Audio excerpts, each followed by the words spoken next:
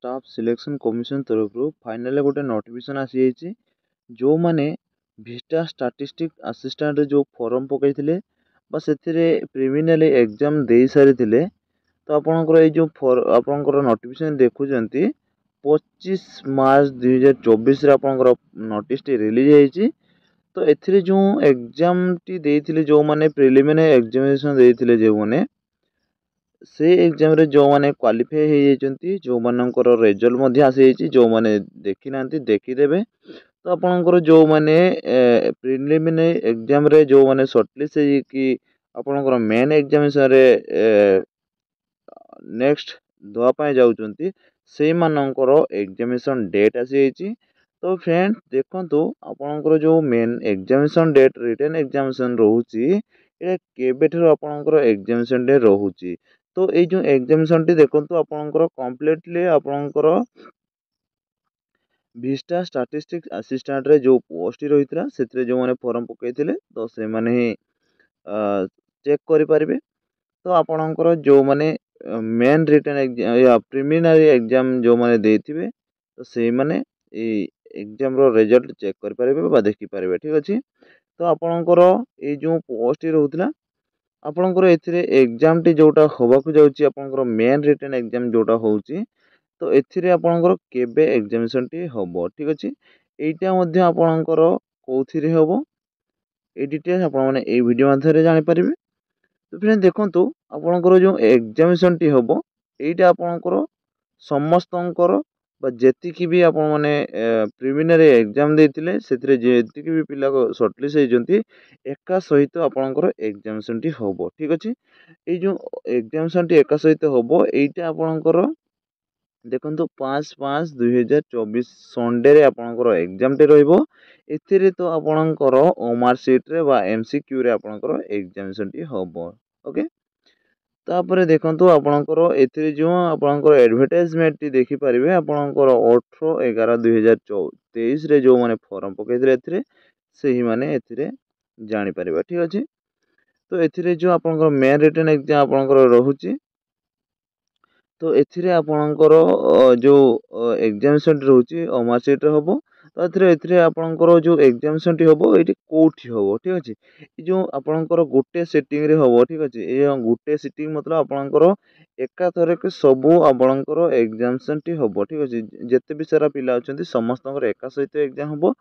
एथिरे आपणकर OMR seat रे होबो। एटा आपणकर एग्जामिनेशन टी होबो जो गुटे जगह रे आपणकर होबो। ओके। देखंतु गुटे जगह रे जोटा होछि सेटा आपणकर भुवनेश्वर रे होबो।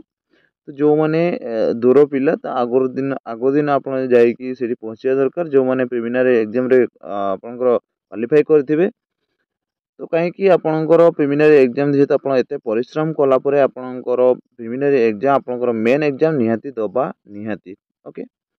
देखंतु एथिरे जो आपणकर जो मेन एग्जामिनेशन रहउछि एथिरे आपणकर सब्जेक्ट कोन कोन रहइबो को सब्जेक्ट आपण मान देबे एग्जामिनेशन रे देबे। ओके। तो देखंतु आपणकर एथिरे मैथमेटिक्स रहइबो आ स्टैटिस्टिक्स रहइबो। ठीक अछि। ए जो आपणकर दुईटी सब्जेक्ट रे आपण माने एग्जाम टी देबे एथिरे आपणकर 100 टी क्वेश्चन रहइबो।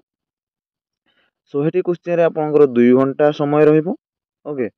एथिरे जो आपणकर 100 टी क्वेश्चन रे आपणकर मार्क रहइबो देखंतु 200 मार्क रहइबो। ठीक अछि।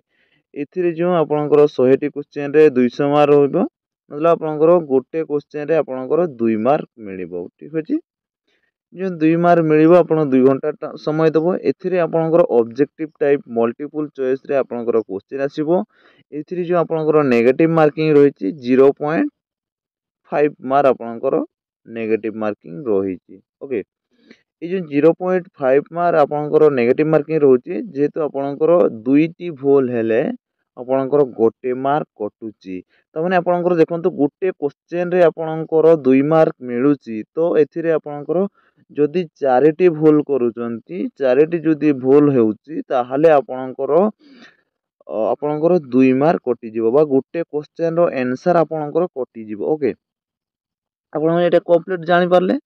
तो ए जो आपणकर जोटा कि रहउछि आपणकर एडमिशन लेटर बा आपणकर एडमिट कार्ड ए जो एग्जाम होबो आपणकर 5/5/2024 रे जो एग्जाम टी होबो एथिरे आपणकर एडमिट कार्ड केबे आसीबो तो देखो एथिरे जो एडमिट कार्ड आसीबो आपनकर ऑफिशियल वेबसाइट रे आसीबो।